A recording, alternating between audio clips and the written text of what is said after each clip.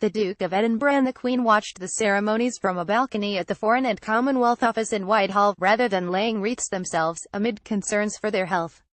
Prince Philip appeared to be propping himself up, as he stood on the balcony, while at other points, he seemed to be leaning on a wall to support himself.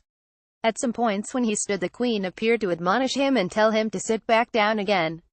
It comes as Prince Charles stepped in to lay a wreath of poppies to commemorate Britain's war dead on the Queen's behalf. The future king played the leading role in Remembrance Sunday memorial ceremonies in central London amid concerns the elderly monarch would struggle with the duties. Meanwhile, an equerry laid a wreath on behalf of Prince Philip after he retired from public life earlier this year. Instead of participating in the ceremony themselves, the Queen and the Duke of Edinburgh watched from the balcony of the Foreign and Commonwealth office. As head of the armed forces, Remembrance Sunday is seen as a significant annual event for the Queen.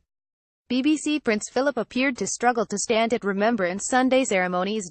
Prince Charles laid a wreath in the Queen's stead at London's cenotaph. Politicians were also in attendance at the moving ceremony in London. Prince Charles also laid his own wreath at the central London monument to the war dead, in addition to laying a wreath on the Queen's behalf.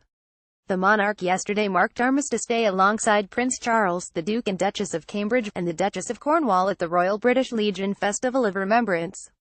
Big Ben chimed for the first time in months this weekend as Britain remembered the brave veterans who gave their lives for the country in 2 world wars, and in conflict since then.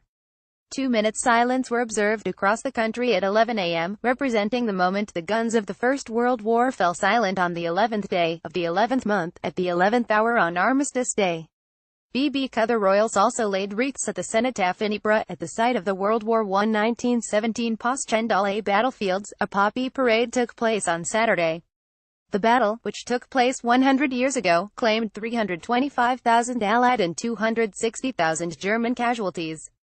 While British veterans involved in the liberation of France from the Nazis in 1944 were yesterday presented with France's highest honor, the Légion d'honneur, by Ambassador Jean-Pierre Joyet.